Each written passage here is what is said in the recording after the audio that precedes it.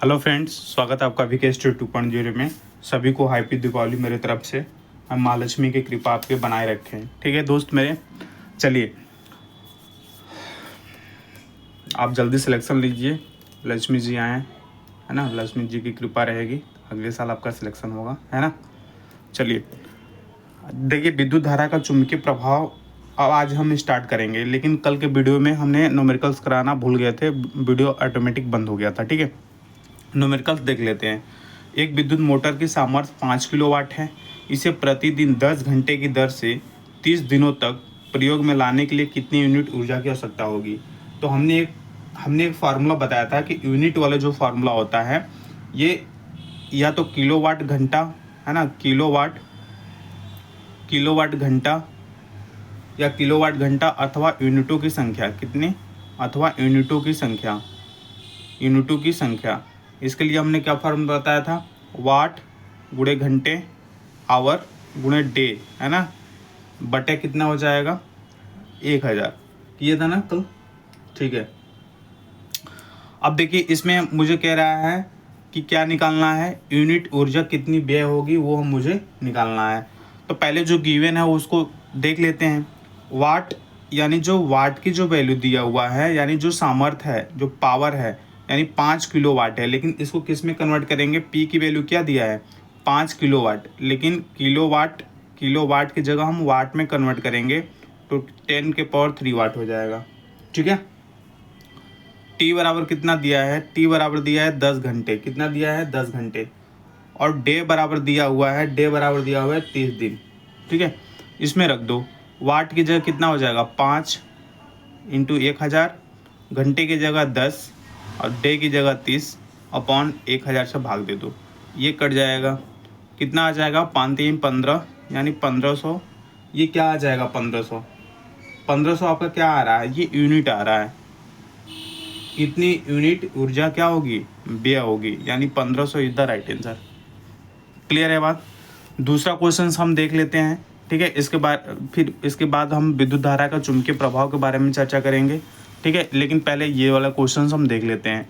देखिए कह रहा है कि 500 वाट का जो है, 500 वाट अनुमत का कोई विद्युत रेफ्रिजरेटर है, 10 घंटे प्रतिदिन चलाया जाता है ना, इतने रुपए प्रति किलोवाट की दर से 30 दिन तक चलाने के लिए कितनी ऊर्जा व्यय होगी। तो जो गिवन है ना उसको लिख लीजिए। तो P बराबर दिया है 500 वाट, और घंटा कितना दिया है, आवर कितना दिया हुआ है, दिया है 10 घंटे, कितना दिया है 10 घंटे, और कितने डे के लिए करना है, तो 30 दिन के लिए करना है। कितने दिन के लिए करना है, तो 30 दिन के लिए करना है, क्योंकि यहाँ 30 दिन दिया हुआ है, घंटा दिया हुआ है, टाइम, और यहाँ यूनिट। अब देखो पहले हम यूनिट निकालेंगे, है ना, कितनी यूनिट हमारी व्यय हो रही है। तो क्या फार्मूला होता था, वाट इंटू घंटे इंटू डे अपॉन 1000, यही फार्मूला होता था। वाट की जगह क्या हो जाएगा 500, घंटे की जगह 10 और डे की जगह 30। इसको आप डिविजिबल कर दीजिए 1000 से, तो 1 2 3, इसको डिविजिबल कर दिए तो ये हो गया 150। कितना आ जाएगा 150 किलोवाट। क्लियर है ना, 150 किलोवाट। क्लियर है।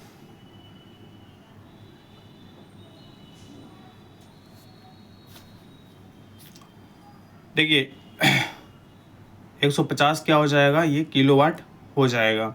ठीक है, इतनी किलोवाट जो होगी हमारी रेफ्रिजरेटर द्वारा उपयुक्त कुल जो ऊर्जाएं होगी, यानी 150 किलोवाट होंगी। कितनी होंगी 150 किलोवाट। अब देखो हम ये किलोवाट में ही वैल्यू आएगी, समझ बात आ रही है। जो हमारे जो जैसे हमने कल आपको बताया था कि किलोवाट में व्यक्त करते हैं या यूनिट में इसको लिखेंगे, या तो इसको किलोवाट कर दो या तो यूनिट कर दो। अब देखिए यहाँ दिया हुआ है कि अगर 2.5 रुपये यानी 2.5 रुपये प्रति किलोवाट की दर से 30 दिन तक चलाएं तो ऊर्जा का मूल्य कितना आएगा 2.5। तो क्या करेंगे, 150 किलोवाट तो यूनिट आई है हमारी, और एक यूनिट की वैल्यू 2.50 है ना। इसको मल्टीपल करना है, तो 15 इंटू 25 इसका मल्टीपल करेंगे तो 375 आएगा। 15 5 75, 15 5 75, 5 हासिल 7, और 15 दूना 30, 7 37, यानी 375 ये रुपए आ जाएगा। इतने रुपए मुझे क्या होंगे, यानी 2.5 रुपये प्रति किलो के हिसाब से दर से होगा तो मुझे इतने रुपए क्या होंगे, देने पड़ेंगे। क्लियर है ना बात? क्लियर है? बिल्कुल, ये बात अच्छी तरह से आपको आनी चाहिए। ठीक है, क्लियर है बात? चलिए अब आते हैं विद्युत धारा का चुंबकीय प्रभाव के बारे में बात करते हैं कि विद्युत धारा का चुंबकीय प्रभाव होता क्या है। तो दोस्त, विद्युत धारा का चुंबकीय प्रभाव पढ़ने से पहले हम पढ़ेंगे कि चुंबक होता क्या है ना? चुंबक क्या होता है। तो पहले हम चुंबक के बारे में बात करेंगे कि चुंबक हमारा होता क्या है। तो चुंबक जो होता है ना, जनरली जो चुंबक जो होता है ये ऐसे पदार्थ हैं जो लोहे के छोटे छोटे चूर्ण होते हैं या जो टुकड़े होते हैं उनको अपनी ओर क्या करता है, आकर्षित करने का गुण होता है। अगर सपोज दैट मैं अगर चुंबक होता तो किसी भी वस्तु को अपनी ओर एब्जॉर्ब कर सकता था। ठीक है, यानी मैग्नेट का गुण ही है, यानी चुंबक का जो गुण है ये एक दूसरे को छोटे छोटे जो लोहे के जो कण होते हैं आपस में आकर्षित करना होता है ना। चुंबक का जो होता है ना, इसकी कोई